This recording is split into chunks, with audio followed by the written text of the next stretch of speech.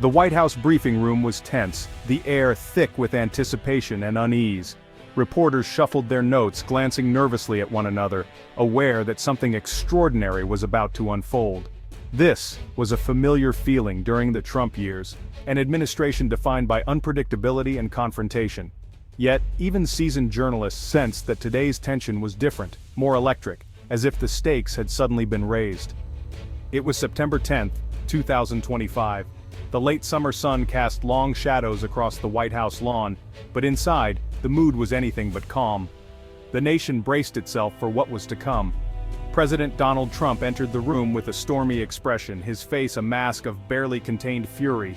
Every step he took toward the podium seemed to radiate anger and defiance. Cameras flashed in rapid succession, capturing every nuance of his mood, but Trump ignored the commotion.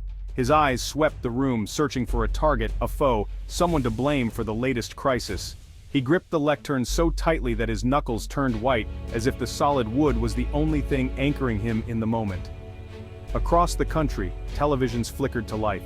In living rooms, bars, and newsrooms, millions watched. Aware that history was being written in real time, the world too was watching, waiting to see how America's leader would respond to a direct challenge to his authority. Trump was about to unleash a torrent of anger, a fury that would not only test the boundaries of presidential power, but also challenge the very foundation of American law and order. "It's a disgrace," he began, his voice sharp and accusatory, referring to a recent court ruling that had just been handed down. A federal judge had blocked his executive order to deploy military troops to quell widespread protests erupting in cities across the nation. The decision was a direct rebuke to Trump's authority, and he was not about to let it go unchallenged. "A so-called judge has decided he knows better than the President of the United States," Trump declared, his frustration boiling over. He accused the judiciary of overstepping its bounds, undermining the will of the people. He painted a dire picture of a nation under siege, describing American streets as battlegrounds and portraying the protesters as threats to national security. His words were chosen to stoke fear, to rally his supporters, and to justify his controversial actions. The military, he insisted, was the only solution to restore order. He argued that only decisive, forceful action could save the country from chaos and lawlessness. And now, a single judge, one individual in a black robe, stood in his way, blocking what he claimed was necessary to protect the nation. For 30 minutes, the president railed against the decision, his voice rising and falling in waves of indignation and outrage. He repeated his grievances, hammered home his points, and refused to back down. He called the judge weak and biased, suggesting that a shadowy, deep-state conspiracy was working to undermine his presidency. He accused his opponents of plotting against the will of the American people.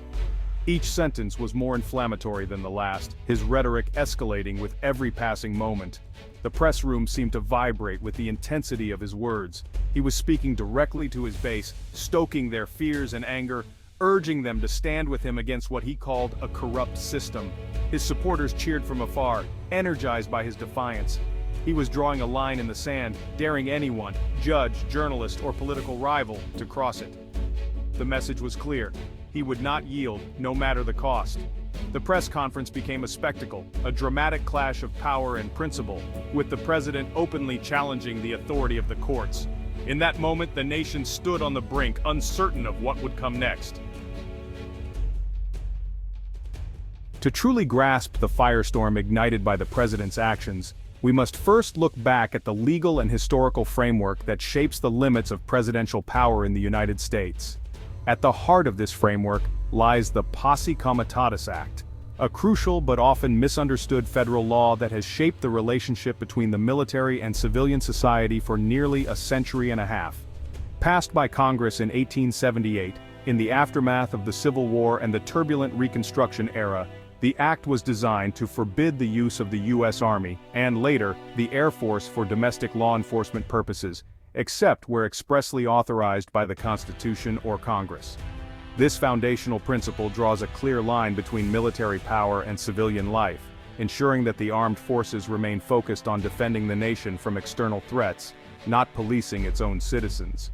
The act was born out of a deep mistrust of military involvement in domestic affairs, a reaction to the presence of federal troops in the South during Reconstruction, when the military was used to enforce federal law and maintain order. By enacting this law, Congress sought to ensure that no president could ever use the military as a personal police force to suppress dissent or intimidate political opponents.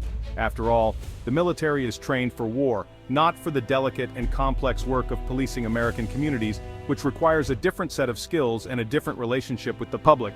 Deploying soldiers into American streets during times of unrest risks escalating tensions, blurring the line between war and peace, and undermining the trust between citizens and their government. However, the Posse Comitatus Act is not absolute. There are important exceptions, such as the Insurrection Act, which allows the president to deploy the military in cases of true national emergency, when law and order have completely broken down. But these exceptions are meant to be rare and reserved for extraordinary circumstances, true insurrections or invasions, not simply for managing protests or civil unrest. When President Trump expressed his desire to use the military to quell protests, many legal scholars and officials argued that the situation did not meet the high bar required for such drastic action. The law exists to prevent any president from declaring an emergency simply to project strength or silence opposition, protecting the delicate balance of power in our democracy. Ultimately, the Posse Comitatus Act stands as a safeguard for the American people, shielding them from the threat of military rule and potential tyranny, and ensuring that the government remains accountable to its citizens. The recent ruling reaffirmed this critical defense of American democracy, reminding us all of the importance of keeping military and civilian powers separate and upholding the rule of law. In contrast to the president's forceful and often polarizing rhetoric, which echoed through the halls of power and across television screens nationwide, was Judge Marcus Thompson's calm, measured reasoning, a steady presence amid the political storm. Known for his scholarly approach and deep respect for the rule of law, Judge Thompson's opinion was not just a legal document, but a careful, thoughtful analysis of both American history and the Constitution's enduring principles. In his words, it was as if the law itself was speaking clearly, cutting through the noise of political will and personal ambition. Judge Thompson acknowledged the government's solemn duty to maintain order and protect its citizens, recognizing the weight of responsibility that comes with leadership. Yet he weighed this duty carefully against the grave danger of using military force on American soil, a decision that could have lasting consequences for civil liberties and public trust. At the heart of his argument was the Posse Comitatus Act, a cornerstone of American law that limits the use of federal troops in domestic affairs.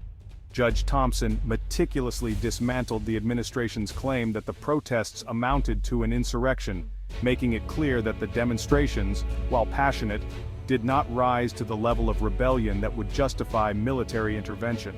Instead, he affirmed that the protests were legitimate expressions of dissent, an essential part of democracy, not an organized uprising against the government. His conclusion was firm and unwavering. Deploying troops in this context would not only violate the law, but would also assault the very separation of powers that protects American democracy. The Posse Comitatus Act, he wrote, is a command, a clear boundary set by the founders, not a mere suggestion to be ignored when convenient. In the solemn halls of the courthouse, Judge Thompson drew a definitive line that even the president could not cross, upholding the checks and balances at the heart of the Constitution. His ruling was a powerful reminder that in America, no one, not even the president, is above the law, and that justice must remain impartial and steadfast. In the end, Judge Thompson's decision protected not only the integrity of the U.S. military but also the very foundation of American democracy, ensuring that the rule of law would prevail in turbulent times. President Trump's response to Judge Thompson's ruling was explosive. He attacked the person and institution responsible. The White House and social media launched an assault on Judge Thompson and the judiciary. On Truth Social, Trump called the judge an enemy of the people. The attacks were character assassination, not legal arguments. The goal was to delegitimize the independent judiciary. This strategy damaged democratic norms, eroding trust in the legal process. The rule of law transformed into the rule of power. Judge Thompson's ruling was a critical defense of democracy. It reinforced constitutional barriers against power concentration. By blocking the president's order, the court affirmed the military serves the nation, not a political agenda. The ruling prevented soldiers from patrolling American streets. It protected free speech from the chilling effect of military intervention. The ruling safeguarded the integrity of the U.S. military. Soldiers are defenders of the nation, not domestic enforcers. Using them as police would shatter trust and politicize the military.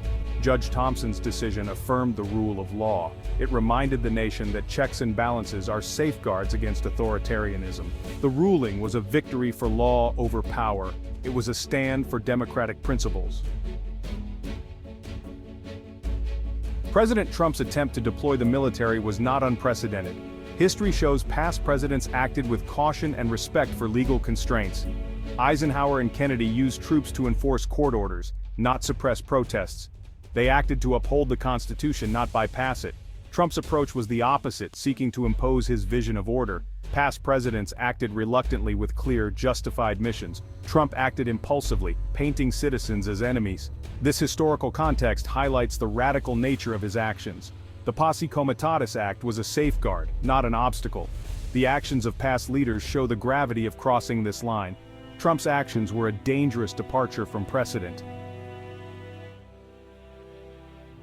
Legal experts and scholars spoke out after the court's ruling.